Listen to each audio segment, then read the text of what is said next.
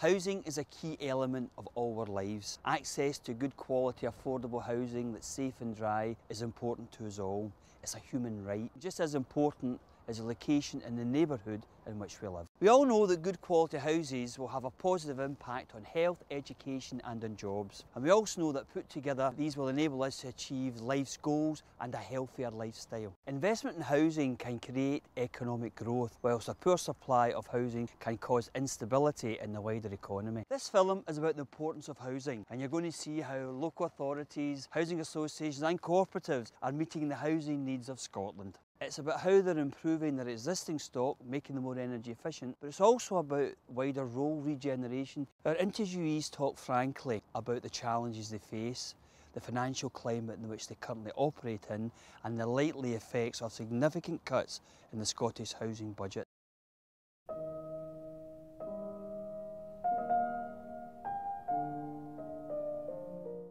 We focus on a number of issues in this film, and I began by asking all our interviewees how they were meeting housing needs. We've got higher demand for the sort of housing that we're wanting to develop than ever before. In all the time I've worked in housing, I've never seen the demand for social rented housing, and increasingly for people who can't afford to buy, we will need to develop more mid-market rented housing. We have 8,000 houses that are owned by the council. The demand for those houses is huge. We have 4,500 people on the waiting list. We have 1,200 homelessness applicants every year.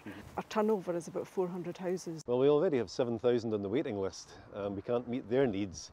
I think with the housing benefit changes that are coming, we're going to have many more people coming to us because they'll be shaken out of the private sector. Moray has one of the lowest wage economies in Scotland. Our earlier housing needs work has indicated that the majority of people in housing need cannot even access the cheapest houses on the market. As you can see, we have some good quality housing across the road. Very popular. Our tenants love living there, their children feel safe and secure, it's a nice place to play. But what we have here is derelict land. It's been derelict for several years. The recession has hit, so there'll be no private house building here for some time. For every house that we build, or every house we relet, there's an average of 170 people apply for the house. So what we have to do is make a real range of tenures to make the money go further. We do social rented housing at the standard rents. We do mid-market rent housing. The other thing is we do shared ownership. Housing associations and councils are building new affordable housing, but what difference will these houses make? For this council, it's a fantastic opportunity to meet the needs of 23 households. We've built a range of housing, some for older people, some for people with disabilities, and some just family housing, meeting the needs of those who are looking to set up a house for the first time. Also in this area, we have real issues about high levels of unemployment. Through this project, we've been able to employ local labour, and in particular, we've been able to bring forward 2 apprenticeships, and that's been local young people, and that's really been received fantastically well in the community. We're really pursuing every possible avenue to provide as wide a range of affordable accommodation as we possibly can. For a number of years now, the council has had a programme of building new affordable housing. In addition, we have an affordable housing policy which gives us 25% return in terms of new build across East Lothian. To date, we've secured £7.1 million from the government to assist with building new affordable housing. We're also participating in the National Housing Trust initiative to build mid-market rent housing. What we've got here is the first phase of the council new build, 48 houses, a range of mixes. We'll be able to offer housing to some people who are on a homeless list, people who are overcrowded, and we have got some special needs housing here for people with particular needs. This is Oxgangs regeneration area. Originally there was 3 high-rise blocks of 250 houses, and they were really derelict, very poorly built, demolished, and created a the whole area here with the housing, with the community space, shops, the pond, the neighbourhood centre. It was really just to recreate a community with much better quality housing. Regeneration of housing and neighbourhoods are important to improve the quality of people's lives. But what do tenants want, and what are organisations doing? Affordable heating, good insulation and well-fitted doors and windows are more vital to tenants because they do cut down their heating bills and do save them money. Whereas the Scottish Housing Quality Standard is a good baseline, we feel that the priority should always be put in making the houses warmer, safer and more affordable. The people who live here are paying between £30 and £40 a week for their electricity, and much of that's going on electric storage heating. So our plan to install a combined heat and power plant will allow us to provide heating which is much cheaper, perhaps about £12 a week, and that's because it's one boiler which will provide the equivalent of gas central heating to the 2,000 flats in this estate. Here in Dalmuir there are about 300 tenemental flats that are well past their sell-by date. They're not fit for modern day standards. So what we decided to do was to demolish the flats and to rebuild with attractive, affordable new housing for rent and for shared equity. We're going to have these flats down before too long, in a few months' time. Problem is that we have no money to build anything here. Partly it was going to be financed by the private sector, bringing in owner-occupied housing, and of course, you know, there's no market for that at the moment. So really it means that the regeneration of this area is going to be much delayed. This is one of our 2 regeneration areas, and in Twecker in particular, we need transformational change in this area. This isn't just a housing project, this is a community project, and that means we have many partners and many players, including our RSL partners, who will be involved in helping us with the provision of the new housing.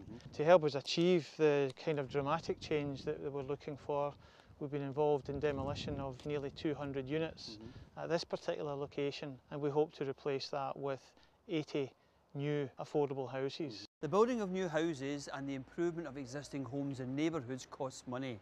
But how do organisations pay for this? There'll be about £8 million worth of investment going into, capital investment going into this before we're finished, and most of that is being funded from our own resources. Our reserves have been used to do the regeneration work down here in Dalmuir. We have to raise the £90 million that we're going to invest in our housing. The only place we can really get that from is tenants' rents. We hope to get more of it from land sales, and certainly if land prices improve, we'll be selling this land we're standing on and quite a number of other big stretches of land throughout the city where we've demolished houses.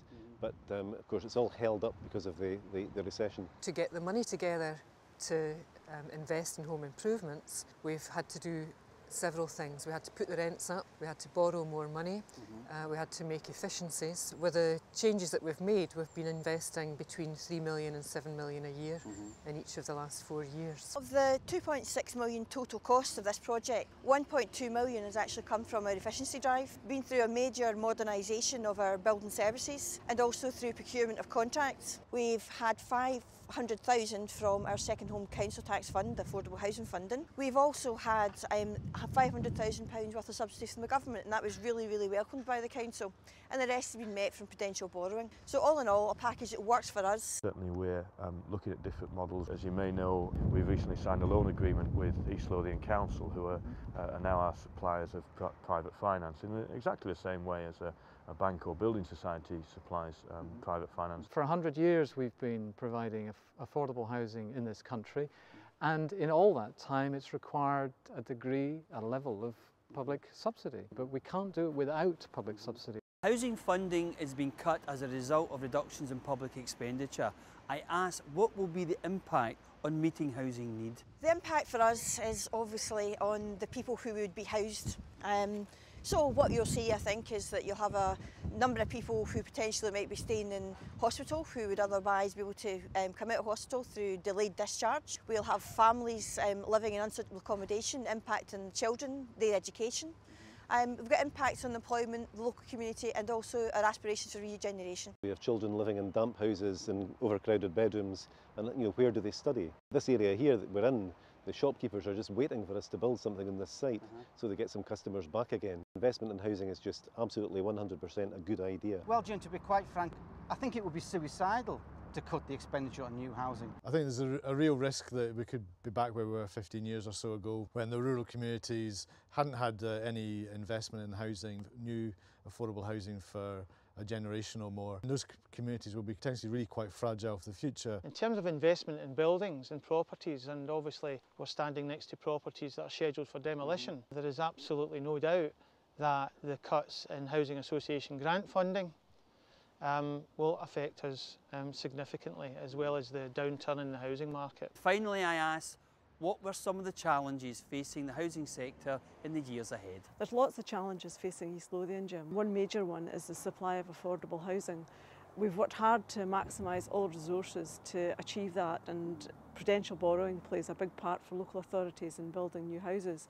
However, if government decide to limit prudential borrowing in the future, then that will have a big impact on the supply of affordable housing. We want to continue providing a great service for our tenants. We want to keep improving our service. We want to make sure that the tenants that we have are at the centre of what we do. But the challenges are definitely related to not just pleasing our tenants, but the funding that's available, particularly for us who require public funding from the government to build new houses. That's what the key challenge that we have for the future, persuading them that this is the right place to build houses of the quality that people require. There's a number of challenges. The first one is that we've got a population which is getting older, frailer, living longer. We need to adapt our housing, whether they've got special needs as well.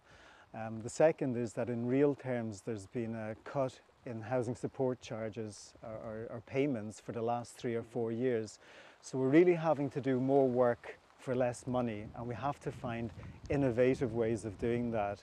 I think we're all clear that that pot is not going to increase, but the need is definitely increasing. Our main challenges as a community, there's sort of 3 main areas I think. One of the things that we are focusing on is working with families and with children to improve their life chances. In order to do that, obviously they need to have good homes as a basis to which to move on the rest of their life. We also face significant challenges in terms of the ageing population.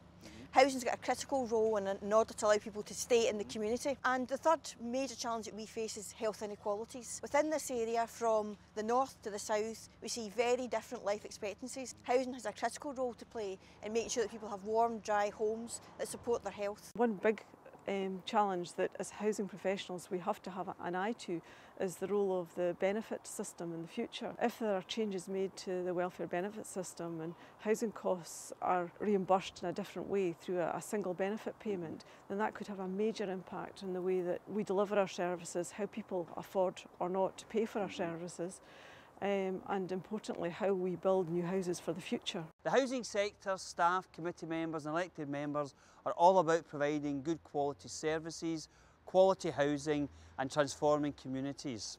In fact, they're about transforming people's lives. There is no doubt we live in challenging times. We have the constant challenge of making our organisations more effective and more efficient, and we constantly deal with new legislation and guidance from government. The economic climate is affecting us all, and the cuts we are seeing at UK and Scottish level will have a significant impact on jobs, services and indeed on people's lives. It's really disappointing that the affordable housing budget is one of the biggest losers in the Scottish Government's budget this year, and that will have a significant impact on people desperately looking for somewhere to live. Housing is crucial to social and economic policy, but we have to make sure that it positively benefits the economy, health and education, and that we get that across to politicians and to government.